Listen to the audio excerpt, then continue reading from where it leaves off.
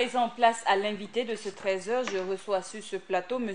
Luc Marius Ibriga, contrôleur général de l'autorité supérieure du contrôle d'État et de la lutte contre la corruption, ASE-LC. Bonjour et bienvenue sur ce plateau. Merci de votre invitation. Monsieur Ibriga, vous avez rendu public votre rapport tant attendu de la gestion faite par la transition. On dénomme de nombreuses irrégularités. Concernant la gestion faite par ces mêmes autorités, pouvez-vous succinctement revenir sur ce rapport? Disons que ce rapport est un audit investigation. Il importe de souligner cela parce que si c'était un audit, cela aurait demandé encore plus de temps et aurait eu une démarche qui n'est pas celle que nous avons empruntée. Parce que dans la lettre que le Premier ministre Isaac Zida nous a adressée, confirmée par la lettre du Premier ministre Paul Kabatieba, il est dit de faire un audit de la gestion financière de la transition en épinglant les responsabilités, en mettant en évidence les responsabilités.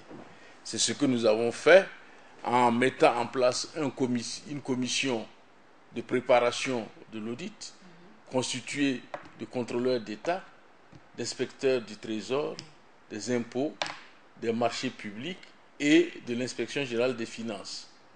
Cette commission a préparé les points de contrôle, la démarche et autres qui a été partagée avec les contrôleurs d'État et la série des 100 personnes qui ont participé à ce contrôle. Ce n'est qu'après que toutes les équipes sont allées en même temps sur le terrain dans les différents départements ministériels et en plus des départements ministériels et le Premier ministère, nous avons audité la Commission nationale de réconciliation nationale et des réformes et le programme social d'urgence de la transition.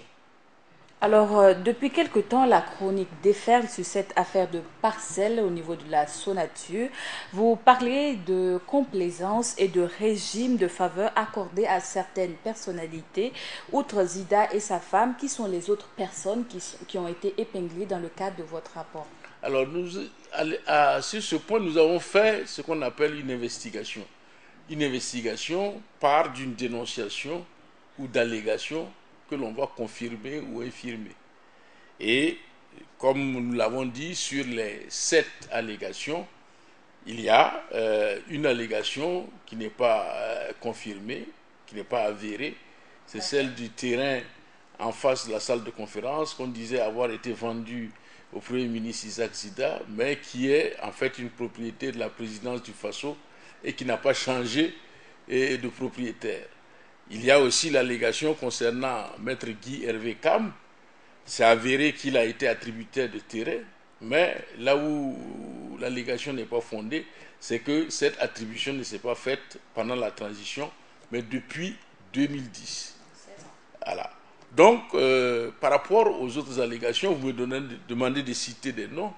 Il n'est pas du droit de l'autorité supérieure de contrôle d'État de donner des noms. Un rapport rendu à moitié public, alors... Ah non, il n'est pas rendu à... C'est une question de professionnalisme, c'est une question de respect de la déontologie de la profession de contrôle. Parce que si vous mettez le nom de quelqu'un sur la place publique et qu'il s'avère après que cette personne n'est pas coupable ou n'a pas commis l'acte pour lequel on l'incrimine, en ce moment, vous aurez une cascade de procès pour diffamation. Donc, voilà pourquoi nous avons remis acquis de droit et ceux-là sont susceptibles, s'ils pensent que c'est de bon droit et qu'ils ont les éléments que nous leur avons donnés leur permettent de le publier, de publier la liste, mais il ne revient pas à l'autorité supérieure de contrôle d'État de le faire. Alors, Monsieur Ibriga, concernant les finances en français facile, quelle a été la gestion même des membres du gouvernement de la transition? Non, je veux dire que du point de vue de la gestion, ce que nous avons eu comme contrôle à faire, nous avons fait un contrôle sur 5 points. Nous avons déterminé 5 points de contrôle: les marchés publics, les comptes de dépôt, les régies d'avance, les caisses de mini-défense et la gestion du carburant. Et donc, dans notre rapport, nous revenons sur chacun de ces points en montrant que, au niveau de la commande publique, il y a eu un abus du gré à gré et des mesures exceptionnelles.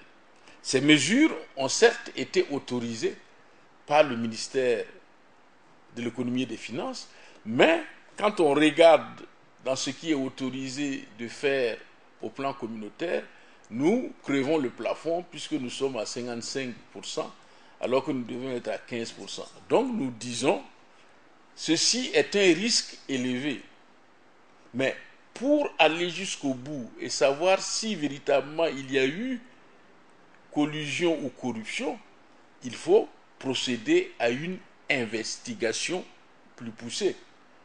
Ce n'est pas en 2 mois que vous allez prendre un marché, le décortiquer et aller sur le terrain pour pouvoir découvrir s'il y a eu des collusions. Et donc voilà pourquoi nous disons que ce sont des risques élevés. Au niveau des comptes de dépôt, ce que nous avons mis en index, c'est le fait que, comme ce qui se faisait par le passé, on a un grand nombre de dépenses non justifiées.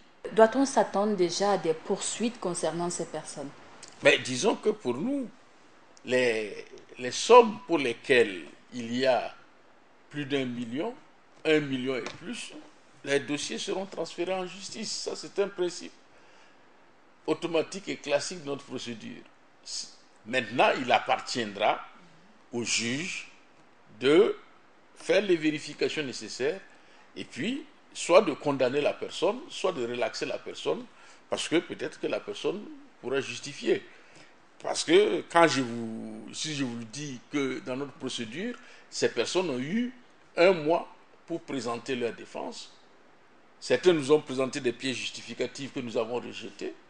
Certains nous ont présenté des pièces justificatives que nous avons acceptées. Et donc, ça veut dire que il n'y a que la justice qui puisse prendre la décision et que l'on soit au niveau de l'autorité de la chose jugée. Mais nous devons comprendre aussi que les irrégularités qui sont signalées peuvent ne pas avoir un caractère pénal.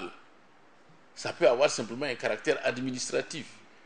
Donc, il faut éclairer l'opinion pour éviter que les gens n'aillent en cabale contre des personnes alors que c'est une procédure administrative qui doit être engagée au lieu d'une procédure pénale. Alors, une dernière question. Vous êtes également juriste et ancien chercheur. Êtes-vous satisfait déjà de la déclaration des membres du gouvernement Paul Kabatiba? Disons que nous avons reçu les déclarations des membres du gouvernement Paul Kabatiba comme les déclarations de sortie des membres de la transition.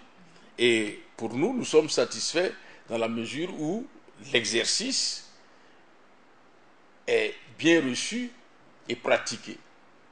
Vous parlez sur le plan de l'exercice, mais concernant la déclaration. Non, le contenu je ne parle pas encore du contenu de la déclaration, je parle sur le plan formel.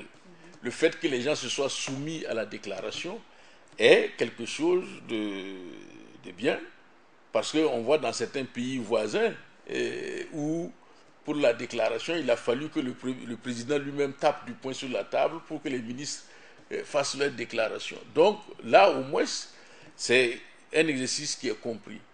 Maintenant, en ce qui concerne le contenu de la déclaration, nous ne sommes pas satisfaits. Nous ne sommes pas satisfaits parce que nous considérons que le formulaire que nous avions, qui est le vieux formulaire qui était là depuis longtemps, ne permet pas véritablement de saisir la réalité du patrimoine des uns et des autres. Et donc nous sommes actuellement en train d'élaborer un nouveau formulaire qui va être plus détaillé et qui va prendre en compte des éléments comme la déclaration des biens des conjoints, la déclaration des biens des enfants mineurs et qui va prendre en compte l'évolution. Et effectivement, dans ce cas, est-ce qu'il y aura des investigations comme Oui. dans le cadre de votre rapport? Mais bien sûr, il y aura des investigations, mais en ce moment, il faudra d'abord que l'on installe l'autorité supérieure de contrôle d'État et de lutte contre la corruption, telle que sortie de la loi 082 de novembre dernier. Merci beaucoup, Monsieur Ibriga. Merci d'être venu sur ce plateau. Merci de votre invitation. C'est tout pour cet entretien avec M. Luc Marius Ibriga, contrôleur général de l'Autorité supérieure du contrôle d'État et de la lutte contre la corruption ASE-LC. Entretien qui met fin au journal du 13h sur la chaîne Burkina Info. À tous ceux qui nous ont suivis à Réau, à Lio et partout ailleurs dans les 45 provinces du Burkina, no Mayene.